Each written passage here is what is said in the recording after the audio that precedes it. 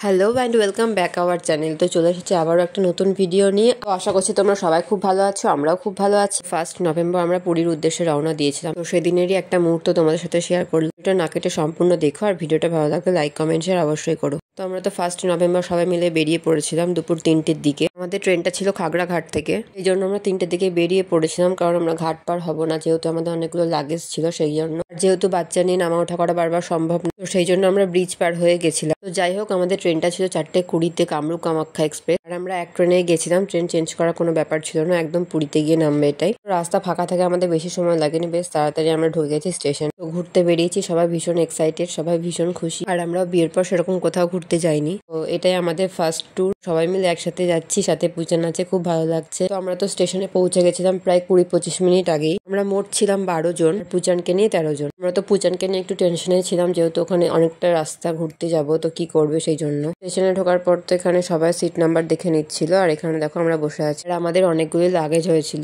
তারপর দেখো এখানে পূজন খেলা করছে, ট্রেনে চাপার আগেও খেলছে, কত সুন্দর আনন্দ করছে। আমরা তো বেশ অনেকক্ষণ স্টেশনে ওয়েট করলাম। পূজন ওই ফার্স্ট টাইম ঘুরতে যাচ্ছে ওর যোগু দাদার কাছে, ওর হয়তো এগুলো কিছুই মনে থাকবে না। তো যাই হোক, স্টেশনে তো তারপরে ওর পাপার সাথে খেলা করছিল। এই ফার্স্ট টাইম পূজন ঘুরতে যাচ্ছে, আর এই ফার্স্ট টাইম পূজন ট্রেনে চাপছে। আমরা তো এদিকে কিছুক্ষণ অপেক্ষা করছিলাম, তো ট্রেন অ্যানাউন্স করার পর আমরা এই দিকটা করে চলে আসলাম। আর আমাদের কামরাটা ছিল ফ্রন্টের দিকে, আমরা তো সামনের দিকে এগোলাম। তো দেখো ট্রেন ঢুকে গেল স্টেশনে, এবার ট্রেনে ওঠার অপেক্ষা, সবাই দেখো দাঁড়িয়ে আছি। ট্যুরটা ঠিক করা হয়েছিল পুজোর বেশ কয়েক মাস আগেই। আমাদের তো কামরাটা ছিল এসি, তারপর তো আমরা ভেতরে ঢুকে গেছিলাম। তো ভেতরটা দেখো এরকম টাইপ। আমরা তো সবাই এক জায়গায় সিট পাইনি, কয়েকজন ছিল সেকেন্ড এসিতে, আবার কয়েকজন ছিল থার্ড এসিতে, আর কয়েকটা ছিল নর্মাল কামরায়। এটা ইচ্ছাকৃত তারা নিয়েছিল। তো আমরা সবাই ট্রেনে উঠে পড়েছি। সেকেন্ড এসিতে আমাদের একটা টিকিট কনফার্ম না হওয়ার কারণে একটু অসুবিধাই ছিল, সেটা তো পরে অ্যাডজাস্ট হয়ে গেছিল। পূজন দেখো ট্রেনে চেপে খেলা করছে, আরো মুড়ি খেতে খুব ভালোবাসে, তাই ও মুড়ির কোটোটা নিয়েই বসেছিল। আমি আর পূজন ছিলাম লোয়ারে, আর বোন ছিল আপার সিটে। ট্রেনে চেপে খানিকক্ষণ বসার পর খেয়ে নিয়েছিলাম 1 কাপ চা গরম গরম। আমি তো ফার্স্টে অর্ডার করেছিলাম হচ্ছে লিকার চা, কিন্তু না শুনতে পাওয়ার কারণে দিয়ে দিয়েছিল দুধ চা। তো খেয়ে প্রচন্ড শরীরটা খারাপ করছিল।